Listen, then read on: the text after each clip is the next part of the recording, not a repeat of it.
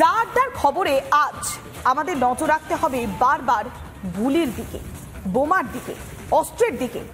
হ্যাঁ, বাংলা জুড়ে সত্যি একের পর এক দুষ্কৃতী রাজ। কেননা 4 দিনে পরপর 3 বার গুলি চালানোর ঘটনা ঘটল। আর কোথায়? খাস কলকাতার বুকে তৃণমূল কাউন্সিলরকে লক্ষ্য করে একেবারে সামনে থেকে গুলি চালানোর ঘটনা। যদিও বরাত জোরে তিনি রক্ষা পেয়েছেন, কিন্তু প্রশ্ন একটাই, কসবার মতো জায়গায় শহরের প্রাণকেন্দ্রে যদি এই ধরনের ঘটনা ঘটে, যদি তৃণমূল কাউন্সিলরকে লক্ষ্য করে গুলি চালানোর ঘটনা ঘটে, আর ঠিক 2 দিন আগে উপনির্বাচনে, যেখানে নৈহাটি উপনির্বাচন চলছে, আর তারপরেই ভাটপাড়ায় আমরা কি দেখলাম যে একেবারে প্রকাশ্যে গুলি করে চায়ের দোকানে খুন করা হলো তৃণমূল নেতাকে। এই ঘটনাগুলো যখন বারবার ঘটছে, তখন একটা প্রশ্নই উঠছে, আদৌ কি নিরাপদ রয়েছে সাধারণ মানুষ? তাহলে কি বারবার শাসক দলের অন্দরের কুন্দলটা সামনে আসছে? কেননা এর আগে যখন অশোক সাউ খুন হয়েছিল, তার ভাই প্রকাশ্যে অভিযোগ করেছিলেন যে তৃণমূল নেতাদের থেকে টাকা নেয়, দুষ্কৃতীদের থেকে টাকা নেয়, কোট আনকোট। এই অভিযোগ কে করেছিলেন? না, যে নিহত তৃণমূল নেতা অশোক সাউ তার ভাই করেছিলেন।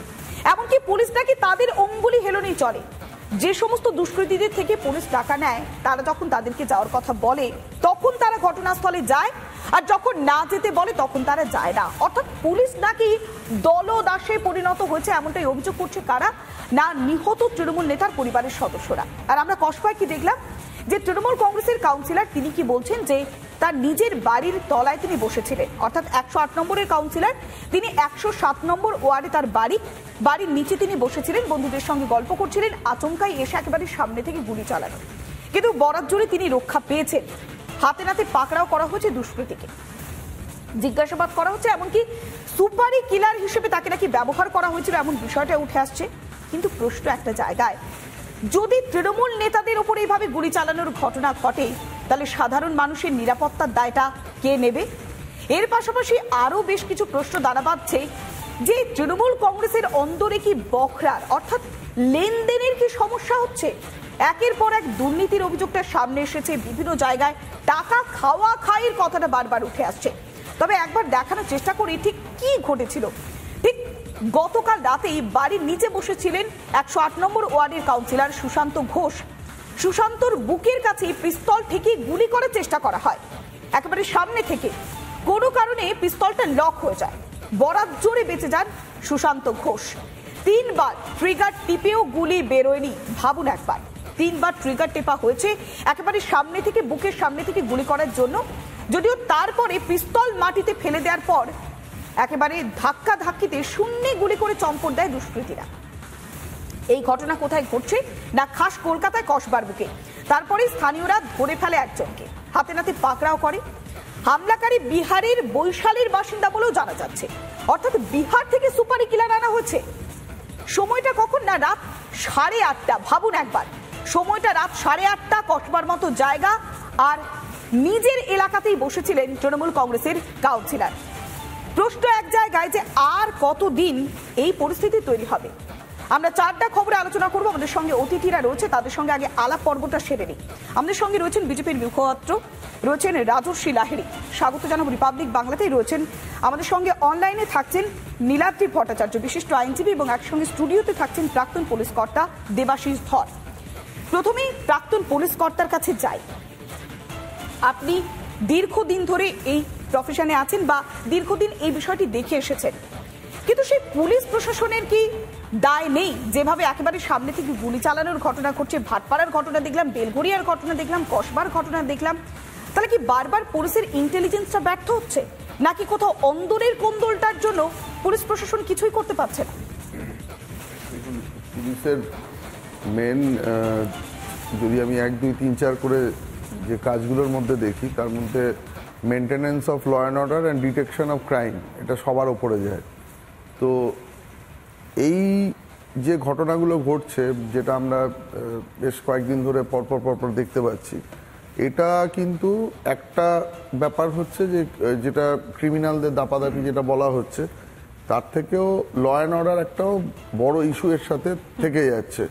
তো এই যে ঘটনাতে যে ধরনের দুষ্কৃতীরা এর মধ্যে ঢুকে পড়ছে বা একজনকে টার্গেট করছে, তার জন্য সুপারি কিলার বা যে সমস্ত আমাদের যাদেরকে ইউজ করা হচ্ছে, তাদেরকে কেন এটা করা সম্ভব হচ্ছে, যে যাদের মধ্যে ইন্টারনাল রাইভালরি, এটা অবশ্যই ডিটেক্ট হয়তো হবে ভবিষ্যতে গিয়ে, কিন্তু তার যে যথাযথ তারপরে ফলো আপ অ্যাকশন, যদি এই পরপর যে বিগত দিনের ঘটনাগুলো ঘটেছে তাতে যদি প্রত্যেকটি জায়গায় সঠিকভাবে ব্যবস্থা হয়ে অপরাধীদের শাস্তি হতো, এবং সঙ্গে প্রশাসন আরও বেশি সক্রিয় হয়ে এই যে ধরনের যত রকম দুষ্কৃতি আছে তাদেরকে যদি ডিটেক্ট করে প্রত্যেকটা এরিয়াতে এ ধরনের কাদের সাথে কাদের রাইভালরি হয়েছে এটা ইন্টারনালি থানা লেভেলে প্রত্যেকটা জায়গায় ইনফরমেশন থাকে, এবং থানা লেভেলে আইবিও কাজ করে বা কলকাতা পুলিশের ক্ষেত্রে এসবি কাজ করে।